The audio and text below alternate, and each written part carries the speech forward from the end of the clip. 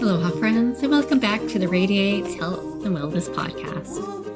So today, while I am just still in control of my emotions, which I am sure are going to burst just at any moment, I want to talk about something just deeply personal that I've learned lately, something that has shaped not only my journey, but the way I show up for myself and those I love.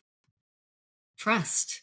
We talk a lot about self love, but can we truly love ourselves if we don't trust ourselves first? And what if we hesitate to trust ourselves? How does that ripple out into our relationships with others?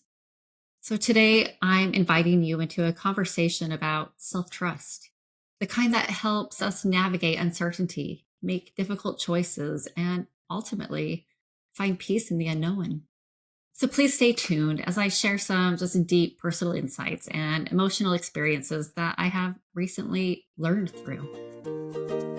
Aloha. Welcome to the Radiate Health and Wellness podcast, where we explore the vibrant world of health and well-being. I'm your host, Christine D. Ross, a board-certified health and wellness coach specializing in behavior change and nutrition, and author of Discover the Adventure of You and Health Beings. Join me as we uncover inspiring stories, practical tips, and transformative insights to assist you on your journey to radiate health and wellness. So, what is trust? Trust is the foundation of every relationship, whether it's with ourselves, others, or even life itself. At its core, trust is about reliability, consistency, and belief in integrity. It's knowing that someone or something will follow through, that it's safe, and that it won't betray us. Turning inward, self trust means showing up for ourselves. It means listening, honoring, and acting in alignment with our own needs and values. So, why is self trust so important? You see, without self trust, we second guess everything. We look outward for validation, just constantly seeking approval or waiting for someone else or something else to tell us what's right. But true confidence, peace, and even love stem from a deep trust in ourselves, our instincts, our decisions, our ability to handle whatever life throws at us. So I ask myself, is it harder to trust than to love? So many people say, I love you with ease, yet hesitate to say, I trust you. So why is that? So while love often comes from just deep emotions and attachment, trust is built on experience and evidence. It requires proof developed over time. And when that trust is broken, whether by others or ourselves, it's much harder to rebuild than love. Rebuilding trust takes patience and conscious effort. But before we even think about trusting others, we get to start with ourselves. So this brings me to just the recent life moment when trusting myself has mattered just more than ever. So a couple of weeks ago, I was away from my home in Hawaii, visiting my in-laws in southern Utah. My plans included heading to visit my parents as well, but the day I flew in, everything changed. My mom had been admitted to the hospital with dangerously low oxygen levels and a terrible cough. I wanted to rush to see her, but my parents told me it wasn't worth traveling the 4 hours to get there. They said they didn't want me to come. So I had a hard time just accepting this. After all, I had already traveled across the ocean to Utah, and a mere 4 hours seemed like nothing. But I honored their wishes. As the days unraveled, we learned that my mom had pneumonia and was also diagnosed with lung cancer. So I was just filled with deep emotion as I held the phone to my ear and listened to my mom share that she had been told she only had a few months to live. So it really hit hard. And my dad was filled with just chaotic cluster of mind-blowing mess, not knowing what to do and showing signs of dementia. So it became clear that he wouldn't be able to take care of my mom. And I started to wonder if he was even fully capable of taking care of himself. And in that moment, I got to trust that divine timing and purpose were in effect and that everything was being perfectly just orchestrated and it would work out. So I was struck with a difficult choice: honor my parents' wishes and stay away, or to trust my intuition and make that drive to be with them. So deep down, I knew I had to go, but something told me to wait just a few more days. So I held out, spent more time with my in laws, and then planned to leave early on my last morning in Utah. So that day, by what felt like perfect timing, my mom was getting discharged from the hospital. So my dad, exhausted with grief and anxiety, was struggling to just process all of it. But because I trusted myself, I showed up exactly when they needed me. I was there to handle the discharge, the instructions, um, learn how to keep my mom on the oxygen, order the necessary medical equipment for my mom's comfort, and really take over as her full time caretaker until my brother could arrive almost 2 weeks later. So during those 2 weeks, I not only trusted myself to care for my mom, but I also trusted myself to care for me. I kept my promises to myself. I started each day with yoga, took a few quiet moments with my sinful cup of coffee, practiced just self compassion, and held firm to my boundaries during that time. And it wasn't just about being there for my mom, it was about being there for myself too. And that's the true essence of self trust: knowing when to show up not only for others, but for ourselves. So, and then there's trusting in the unknown. So, while trusting in the unknown brings peace, strengthening self trust starts with everyday choices. Self trust also requires trusting in something greater: the unknown, the unseen, the unfolding of life itself. It's one thing to trust yourself, but it's another thing to trust the bigger picture, to believe that everything is unfolding in the right way, even when we can't yet see the outcome. So, as I sat there with my mom during that time, I witnessed a kind of trust that was beyond anything many people have ever known. See, she has no fear of death. She just unwaveringly trusts that she will be okay.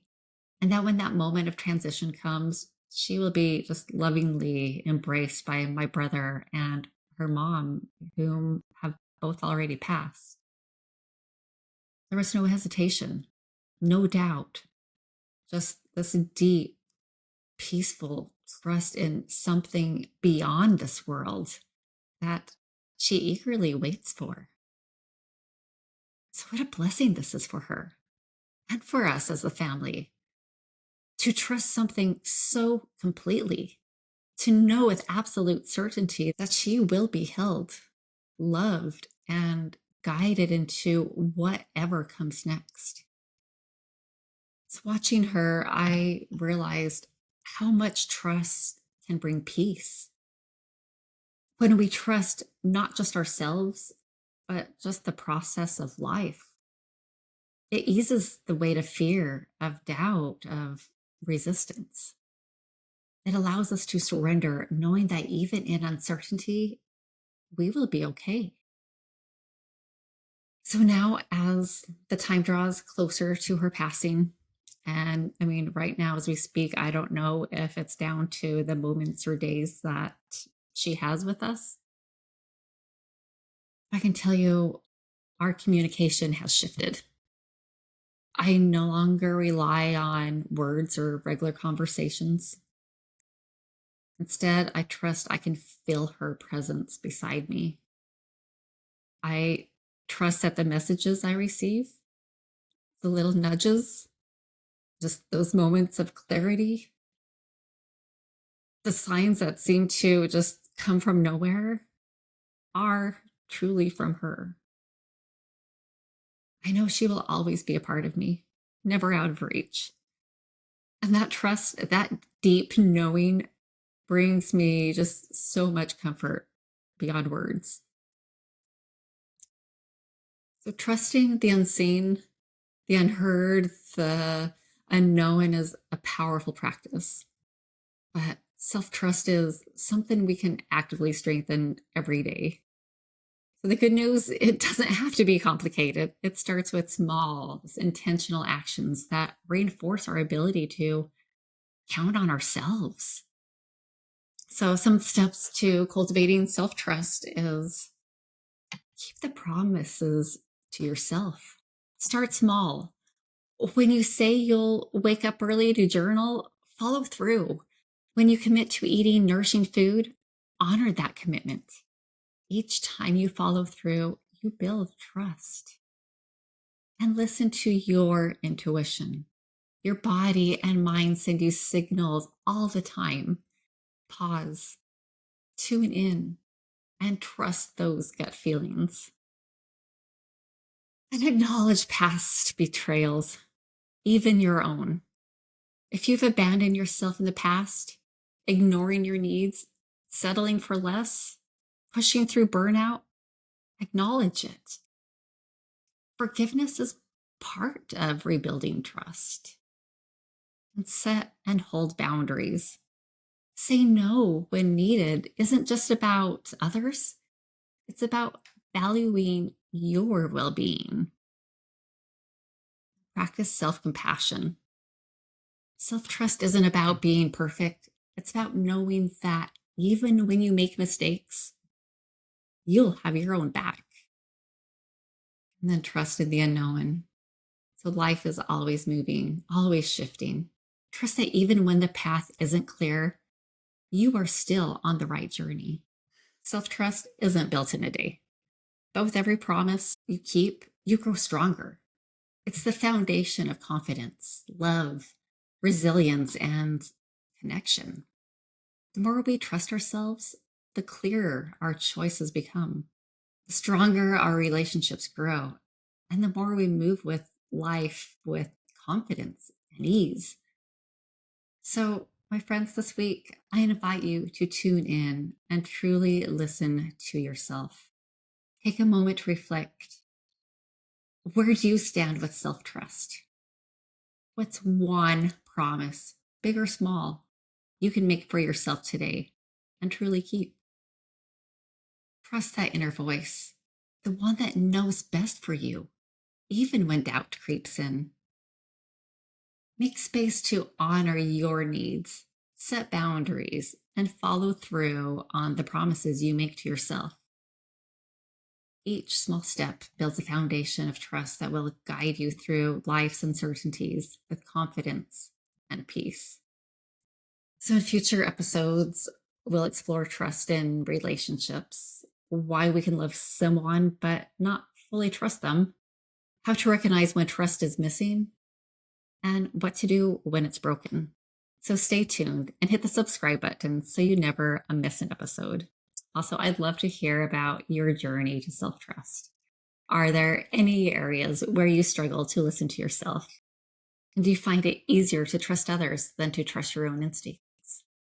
So I'm here to support you every step of the way as your personal coach. So you can reach out to me at radiatehealthandwellness.com or email radiate.hw@gmail.com. You can also connect with me on Instagram, Facebook, or leaving a comment below.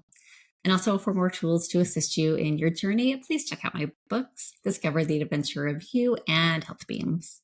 So both of them are available on Amazon or my website, radiatehealthandwellness.com. And always, if you know someone who could benefit from this message of trust, please share this episode with them. Just that simple share could be the encouragement they need to trust themselves more fully. So remember, at the end of the day, you are the one who knows yourself best. Trust that. Trust you. You have the wisdom, strength, and resilience to navigate anything life brings your way.